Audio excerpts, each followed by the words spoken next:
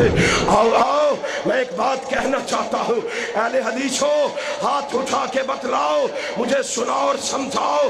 میں تمہاری وساطت سے شہباز شریف کو کہنا چاہتا ہوں، نواز شریف کو کہنا چاہتا ہوں، مسلم لیگ حکومت کو کہنا چاہتا ہوں، ہمارا مطالبہ یہ ہے کہ ان جلوسوں پر پابندی لگائی جائے۔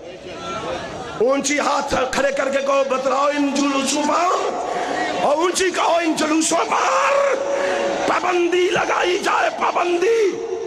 کہتے ہیں او جی یہ تو ہماری عبادت ہے، یہ تو ہماری عبادت ہے، اونچی کہو ہماری عبادت ہے۔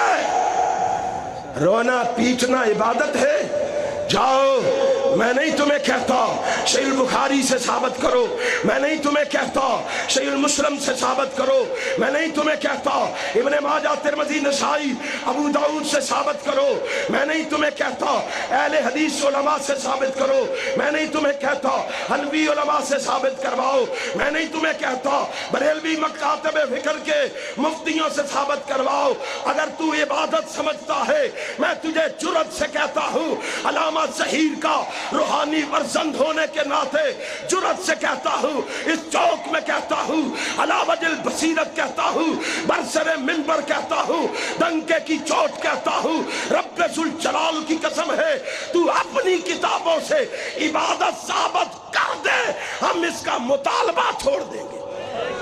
اپنی کتابوں سے عبادت ثابت کر دے، ماتم ثابت کر دے، اپنی عبادت اپنی کتابوں سے۔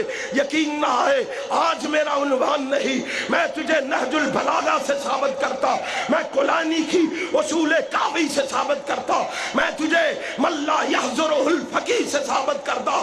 ماتم کرنا حرام ہے، تعزیے نکالنا اسلام سے خارج ہونے کی علامت ہے۔ آؤ، عبادت ہے تو اپنے معبد خانوں میں کرو، اپنے معبد خانوں میں کرو۔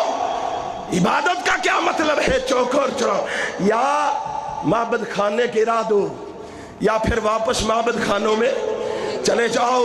اور انشاءاللہ میں اعلان کر کے کہتا ہوں، علامہ ظہیر کے یہ روحانی فرزند تجھے واپس بھیج کے رہیں گے، کہو انشاءاللہ۔